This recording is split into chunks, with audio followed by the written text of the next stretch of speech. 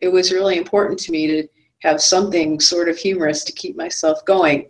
This is my version of the scientist chart where they have all their things that are going from if this happens and this might happen and all of their foregone conclusions. And this is my example of how patient support started based on my personal experiences. On the top, you see the NBBC, which is the National Breast Cancer Coalition. It was one of the first breast cancer organizations, and it encompassed all women with all breast cancer. And as different subtypes of breast cancer were found, then you had different groups that felt that they needed a different kind of support, something more specific. So you see YSC is Young Survival Coalition.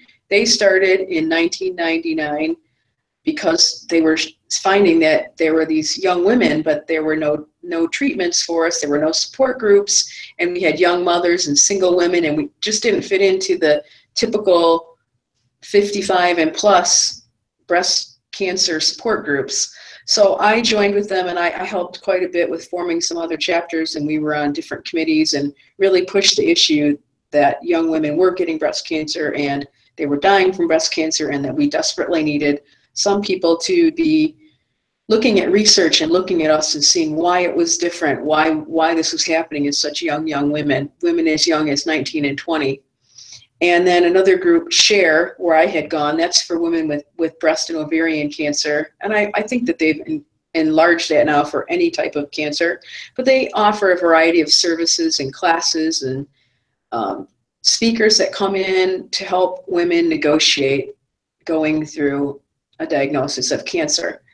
Another group that formed was LBBC, is Living Beyond Breast Cancer, and they developed for people, for survivors, for people once that they were out of treatment and you're back into the mainstream of living, but you don't really feel like you're in that mainstream. There's a wall between you and the rest of the world of the living.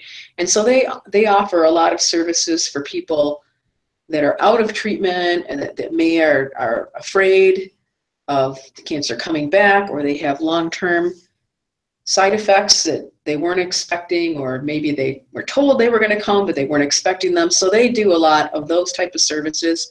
The Latina SHARE is obviously focuses on the Latina population.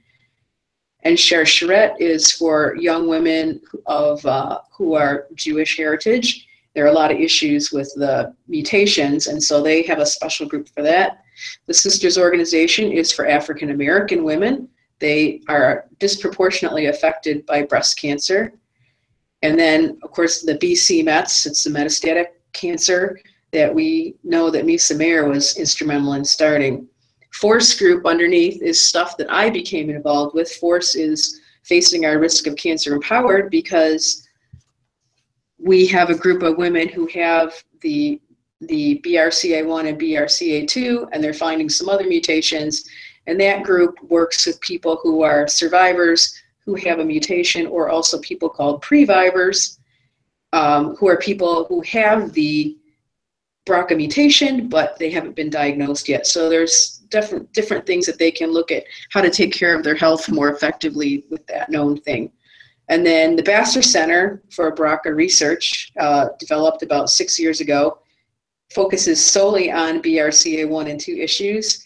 Triple Negative Breast Cancer Foundation has become, that's what I was diagnosed originally, but they didn't have a name for it yet. And so they have people that specially look into that very small population. And then the other one on the left is MPBC, is metaplastic breast cancer, which I was diagnosed this last time, which affects 1% of breast cancer. But enough patients got together and decided it was important that they went from a Facebook support group to this global alliance where they contact different researchers who are working on this. And so the patients are very much involved with what's going on and helping to raise money and move the agenda forward. That went fast. Sorry. Okay, so then the other ones are just the Breast Cancer Alliance and the Environmental Working Group there below in the green.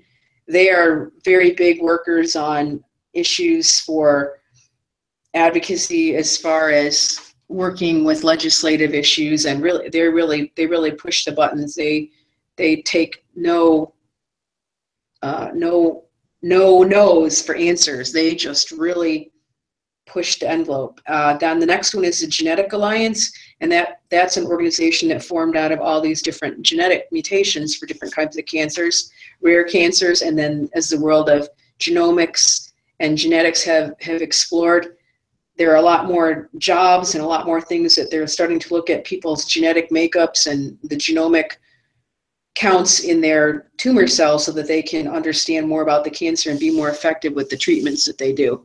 Then the others are just groups you've probably known. Livestrong and the Doug Ullman and Planet Cancer were both young adult groups. They fell under the umbrella of Livestrong and National Cancer Survivorships, and the Patient Advocate Foundation and Cancer Care are all organizations that patients can go to if they're having difficulties with locating services or medications or something. And those are groups that have formed that help patients do that. So there are a lot of different places to get support and education, but you sort of need to know about it. Metastatic disease, the 2